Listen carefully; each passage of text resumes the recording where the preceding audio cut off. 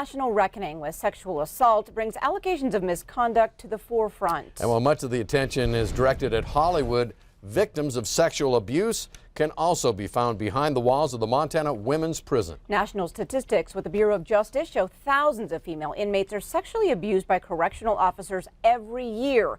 But these stories we rarely hear. Tonight, Q2's Asia Gore is on special assignment to bring us the stories of victims at the Montana Women's Prison and how their abusers remain free.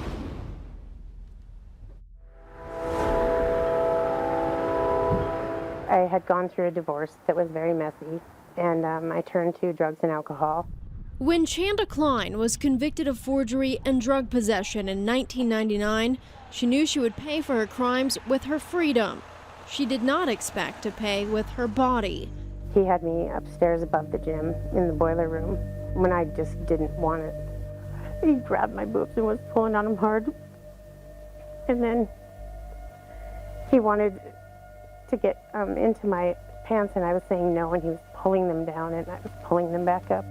As Klein later told investigators, the guard raped her and then intimidated her for months to keep her quiet. Her abuser was fired from the prison in 2013 for workplace misconduct, but he's never been criminally charged. It's bad enough that you have to go and you feel guilty and horrible and small to begin with, but to have someone stomp on you in that condition and to be left hopeless somewhere was the worst feeling I ever had. Klein is not the only woman to suffer sexual assault behind bars.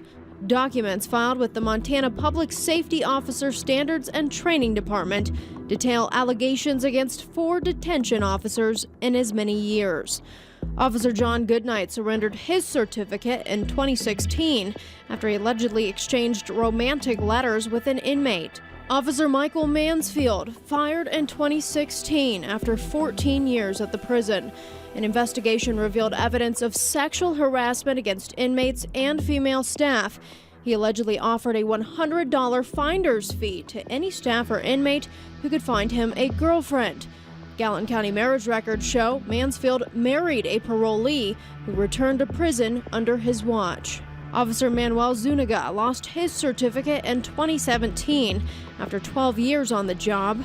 According to documents, Zuniga had sexual contact with inmates, provided favorite inmates with contraband like lotion, shoes, and lingerie, and intimidated witnesses.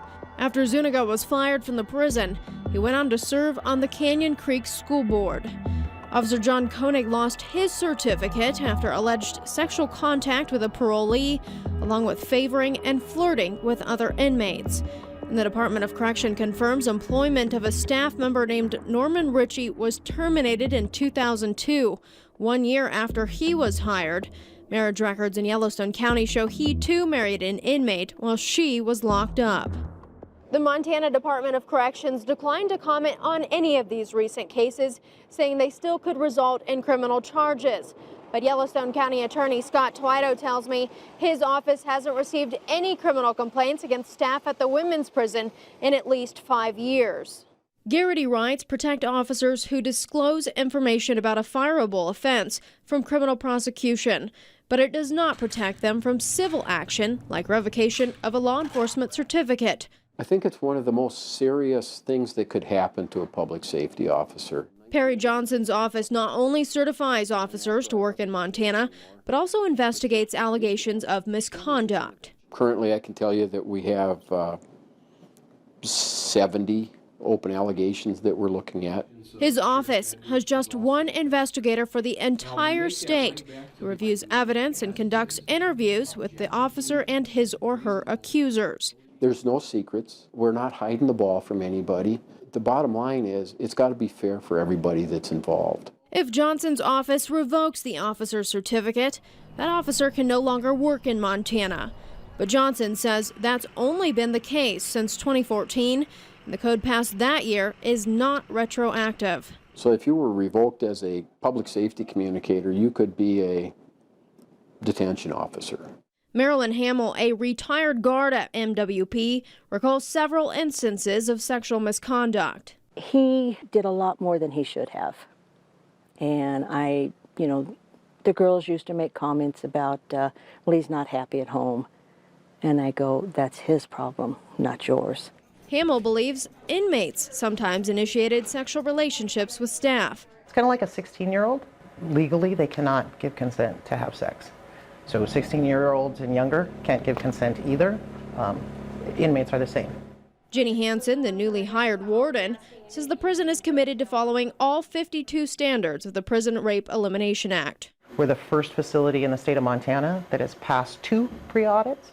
The most recently released audit from 2016 shows the prison did pass that exam, but a closer look reveals it was incompliant with at least 7 standards.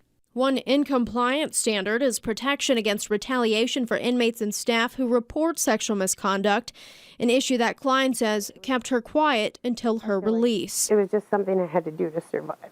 Hansen believes the recent addition of a caseworker focused on sexual misconduct allegations will further her goal of safety for inmates. They're people first. They're human beings first, and they deserve to have their needs met, be protected, feel like this is a safe, secure place to deal with whatever issues they might have been having that got them here. Klein may be a free woman today, but she says the abuse she experienced behind bars is a life sentence.